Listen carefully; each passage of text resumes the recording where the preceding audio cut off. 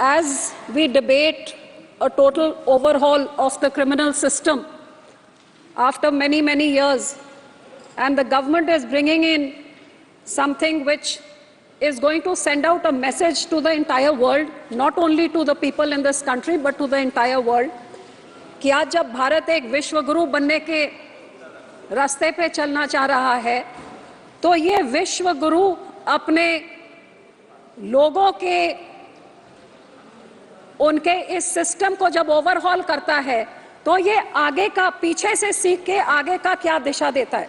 We are looking into the future where we are waiting to compete with the developed countries, and we cannot come up with draconian laws.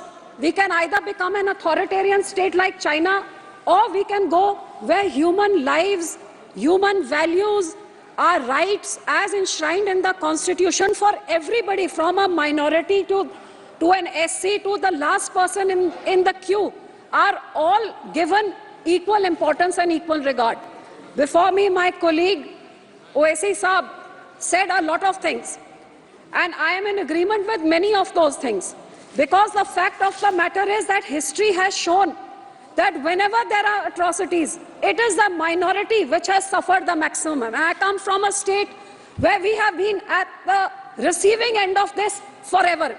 Sir, today the most important thing for any human being is his freedom as enshrined in the Constitution, my civil rights, my right as a human being to express what I believe, to be able to say what I want and not live in fear of a police state misusing their powers to hound me because I have certain beliefs and I have the right to express them.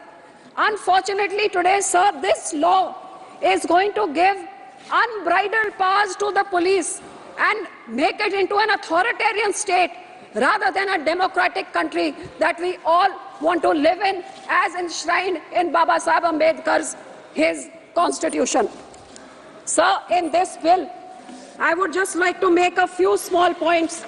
That what is absolutely clear is that the police is getting the kind of powers which I don't think any police force should ever have, because it is clear that everybody in all these posts who are appointed by political people.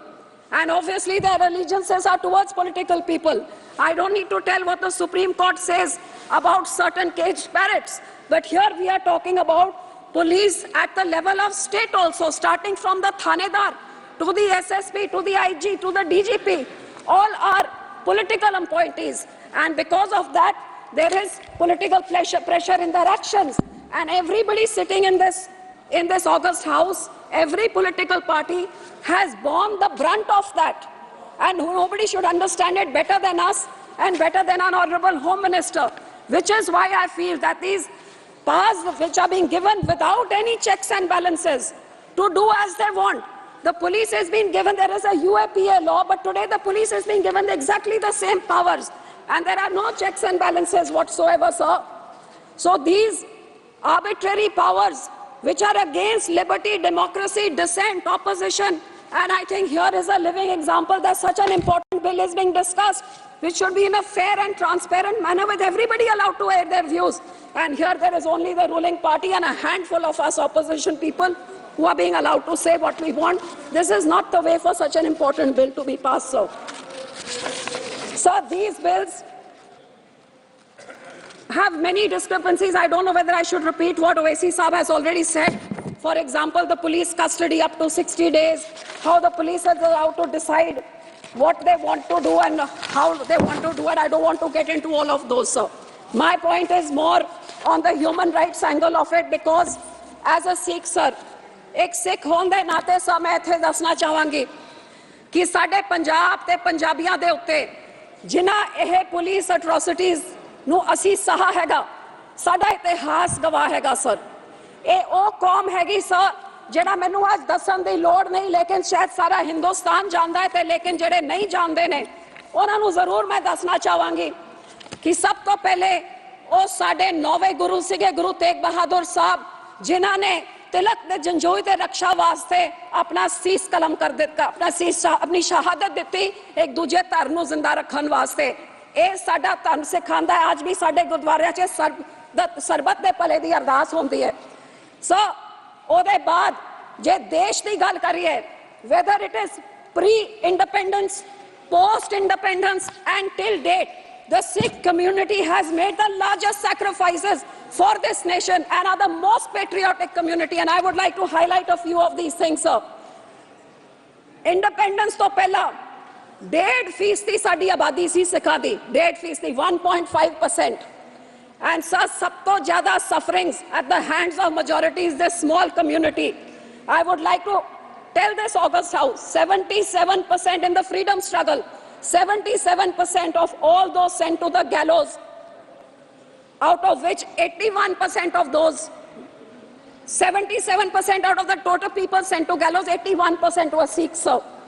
During Quit India movement, when many indiscriminate arrests were made, 70% of those were Punjabis who were arrested. Out of the 2,000 people who joined the Indian National Army when army was formed, 60% were Sikhs. Out of the 121 patriots hanged during the freedom struggle, 93 were Sikhs. Out of the 2,600 awarded life imprisonment during the freedom struggle, 2,147 were Sikhs, sir. Out of the 1,300 martyred in Jallianwala Bagh, 799 were Sikhs, sir. Sir, जब देश आजाद नहीं हुआ था, उस time ये सिखों ने 1925 में 1920 में अपने गुरुद्वारा ब्रिटिश के पिठुओं से आजाद हमने करवा लिए थे अपने गुरुद्वारा को, जब देश नहीं आजाद हुआ था, sir. After that, all leaders of every party, be it Pandit Nehru, who said, I salute the Akalis who have started the struggle for freedom and are fighting for it. Sir, this was in 1920 when Jawaharlal Nehru, then who became Prime Minister, later said this. आपके पंडित मदन मोहन मालवीय जी ने कहा, गुरु का बाग मोर्चा has given birth to the freedom movement which must lead us to Swaraj. ये freedom movement हमारे अकाली दल ने शुरू करी थी. Lala Lajpat Rai ji said, freedom is our birthright. The Akalis are the legitimate sons of Mother India who are fighting for her. ये Lala Lajpat Rai ji के words से गए. Sir, in every sphere, I can say that considering we were hardly 1.5% of the population, ये भी मैं कह सकती हूँ, जी आज पंजाब हिंदुस्तान में है, इसमें भी हमारे मास्टर तारा सिंह जी की इंटरवेंशन, जब when he went to the Muslim League flag atop the Punjab Assembly at Lahore and pulled it down, which saved half of Punjab for India. Otherwise, entire Punjab would have gone to Pakistan, left to Mr. Nehru. And the Yamuna River would have been the dividing line between India and Pakistan. So, sir, ये लड़ाई पंजाबियों ने लड़ी, उसके बाद हमारे बॉर्डरों में देश का बंटवारा हुआ, हजारों लाखों सिख और हिंदू भाईचारों का अपने वहां से उजड़ के सब इधर आए. And लेकिन सर ये सब होने के बाद what did we receive post independence? All kinds of atrocities by the state. हमारे पंजाब का बंटवारा हुआ, लड़ाई हमने लड़ी, देश को आजाद करने के लिए कितने बड़े सैक्रिफाइसेस दिए, और जब देश आजाद हो गया तो पंजाब के टुकड़े टुकड़े करके अलग अलग राज्य बनाए गए. हमारे को राजधानी नहीं दी गई, हमारा पानी खो के दूसरे राज्यों को दे दिया गया अगेंस्ट रिपेरियन प्रिंसिपल्स. हर तरीके से पंजाबी स्पीकिंग गांव को दूसरे. सर प्लीज, अब तो कोई ऑपोजिशन नहीं है, अब तो आज टाइम दे दीजिए. दिल पर बोले आप, इतना तक मैं आ रही हूँ उस पर सर, मैं एट्रोसिटीज की बात कर रही हूँ कि कानून कितना जरूरी होता है. उसके बाद सर एक स्टेट स्पॉन्सर्ड जेनोसाइड का क्या कैसे हुआ, वो हमारे अकाल तख्त साहब के ऊपर इंदिरा गांधी के कहने पे जब वहां टैंकों तोपों से चढ़ा के हमारी सबसे जो धार्मिक स्थान है उधर जिस तरीके से टैंकों तोपों के साथ अटैक किया गया, गुरपुरब के दिन जब वहां पे श्रद्धालु थे उनको कत्ल करके सारा सरोवर लाल कर दिया खून से. ये एक स्टेट स्पॉन्सर्ड, जब प्रधानमंत्री अपने ही लोगों के ऊपर, तो क्यों आज तक इंदिरा गांधी के ऊपर क्यों कोई कानून नहीं लगा? उसके बाद जब हमारे दिल्ली में 84 का जेनोसाइड हुआ सर, तो कितने हमारे सिखों लोग के कत्लेआम शरेआम हुआ, सारा देश जानता है ये कांग्रेस की देन. आपको हैरानी होगी, एक एफआईआर, सिर्फ एक एफआईआर दर्ज हुआ, तो क्यों आज 40 साल होने के बाद आज भी हमें तो कोई जस्टिस नहीं मिला? आपके इस नए कानून में सिखों के साथ कहाँ इंसाफ है? कौन सा वो पॉइंट है, मुझे बताएं जरा गृह मंत्री जी, वो कौन सा है जहां 40 साल बाद हमें इंसाफ मिल होते? और सर यही मैं कहना चाहती हूं कि हमारे सिखों के जब धार्मिक स्थानों पे अटैक हुआ, हमारे कत्लेआम हुए, कोई वहां पे किसी को सजा नहीं मिली, कोई FIR नहीं लगाई गई, कोई हमारे बहनों के साथ जो रेप हुआ, कोई हमारी सुनवाई जब कहीं नहीं हुई। और इसी तरह पंजाब में जब हजारों नौजवानों को, बेगुनाहों को UAP लगा के, ऐसे ऐसे कानून लगा के, जब उनको एक पूरी जवानी, अब यहाँ पे वो बिट्टू नहीं है कांग्रेस के MP साहब, उनके जो दादाजी थे, पूरा बेअंत सिंह ने एक पूरी पीढ़ी सिखों की खत्म कर दी। ऐसे ही पुलिस एनकाउंटर्स करके, फेक एनकाउंटर्स, आज तक हजारों लाखों नौजवान लापता, पता ही नहीं लगा कहाँ गए फेक एनकाउंटर्स में, क्योंकि पुलिस के पास अनबिल्डेड पास थे। तो इस तरह के विदाउट चेक्स एंड बैलेंसेस बाहर कितना बड़ा नुकसान कर सकता है, ये हमें पंजाबियों में देखा। और सर, जब ऐसे हालात थे, जब नौजवानों को मारा जा रहा था पुलिस से, कल क्यों आपको हैरानी होगी, कल की कहानी, एक ऐसी लेडी 19 साल की, उसके हस्बैंड को उठा के मार दिया पुलिस एनकाउंटर में। और अब कितने 30-40 साल बाद आज थानेदार से लेके DGP तक, IG तक सबको पुलिस ने, अब जाके अदालतों ने उसको इंसाफ दिया, क्योंकि फेक एनकाउंटर था, फैब्रिकेटेड था, उसको एक टेररिस्ट बना के उसका एनकाउंटर कर दिया। तो ये तो लाखों हजारों से हर घर की कहानी थी पंजाब में 80 के दहाकों में। और सर, जब ऐसा माहौल था, जब नौजवान मारे जा रहे थे, तो उन लोगों को रोकने के लिए जो हमारे सब सिर्फ कुछ सुझाव कुछ देना चाहती हैं? जी सर, मैं उसी पे आ रही हूँ सर, उसी पे मैं कहना चाहती हूँ। जब ऐसे का माहौल पूरे पंजाब में 10-12 साल चल रहा था, तो कुछ नौजवान, अब इधर ही इस हाउस में आपने देखा, कुछ नौजवानों ने कुछ दिन पहले क्या किया, क्या कह रहे थे वो नौजवान, कि हमने अपनी बेरोजगारी, मणिपुर या फार्मर्स के बारे, तो नौजवान अपने भावनाओं में बह के उस समय उन्होंने कुछ कदम उठाए। 25-25 साल के नौजवान थे, हमारे बंदी सिखों की मैं बात कर रही हूँ, और बहुत विनम्रता से मैं बात कर रही हूँ, क्योंकि इस पूरे कानून में आज भी उन बंदी सिखों के इंसाफ के बारे में कुछ भी नहीं है सर। जो पंजाब के इस माहौल में जिन्होंने उठ के, भाई राजूआना जी जैसे, दविंदर पाल सिंह भुल्लर जैसे, गुरदीप सिंह खेरा जैसे लोगों ने जो कोई कदम उठाए सर, जो उन्होंने कोई कदम चके, वो क्योंकि पंजाब के हालात हो जैसे गए, तो हुण उन्होंने सारियां नूं 28-28, 30-30, 35-35 साल हो गए, वो जेल च बैठे हुए ने। So where in the constitution or where in legal prudence does it say that you can just be imprisoned forever without any, आपको कोई इंसाफ ना मिले? ये तो ह्यूमन राइट्स की वायलेशन है, ये एक इंसान की इंसानियत की वायलेशन है। Sir, 1 minute, 5 minute sir.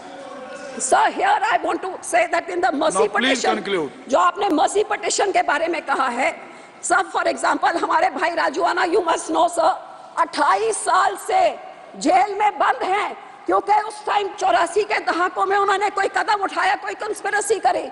28 years he is lying in a prison in an 8x8 cell. For 12 years his mercy petition is pending. No decision is being taken. The court tells the government to take a decision, the government doesn't take any decision, and now the new law says besides his family nobody can apply for it also. If the person has no family, sir, उनके माँ बाप जे मर गए तो कौन करेगा? ये कहाँ से आप ये लेके आ रहे हैं? और 12-12 साल को इसका फैसला ना हो तो इससे बड़ी बेइंसाफी क्या हो सकती है? जिस करके सर, आई वुड से कि ये आप मर्सी पिटिशन वाला, तो I would appeal to you sir, जो 8/8 की चक्की में 28 साल, 25 साल से अब 60-65 साल उनकी उम्र हो गई, और सुप्रीम कोर्ट कहता फैसला दो, और सरकार कहती है anti social elements are a problem to society. तो सर, कई लोग ऐसे जिन्होंने बेअंत सिंह की हत्या में थे, उनको बाय लॉ लीगली अपने तरीके से उनको पैरोल भी मिल गया, वो अपने घर पे भी रह रहे हैं, अदालत ने उनको घर भेज दिया, राजीव गांधी के किलर भेज दिए। तो जब उनको कोई सोसाइटी रहे, उनसे कोई प्रॉब्लम नहीं, गुड कंडक्ट उनके प्रिजन में रहा, तो क्यों नहीं ऐसे लोगों को फ्री करा जाता? Sir, just 2 minutes more. Sir, गुरु साहब के 550 सालों पे सरकार ने इस चीज का वादा भी किया था। आज इस कानून में मुझे कुछ नहीं दिख रहा कि when remission has been granted, when these prisoners are going to be set free, which you promised in 2019, आज तक नहीं हुआ। बल्कि आप UAP उठा के आप पूरा पुलिस को वो पावर्स दे रहे हैं, जो पुलिस आज भी उठा के कोई भी चीज, किसी को भी टेररिस्ट, 2019 पे आपने लॉ को रिवाइज किया कि पहले एक टेररिस्ट ऑर्गेनाइजेशन होती थी, अब किसी भी इंडिविजुअल को आप टेररिस्ट कर दें।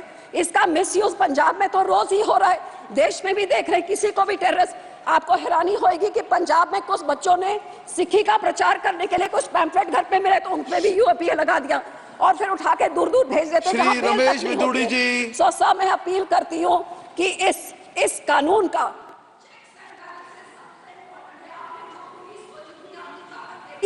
ये पुलिस का मिसयूज का हम इस चीज का गवाह जी। है, और ये चेक्स एंड बैलेंस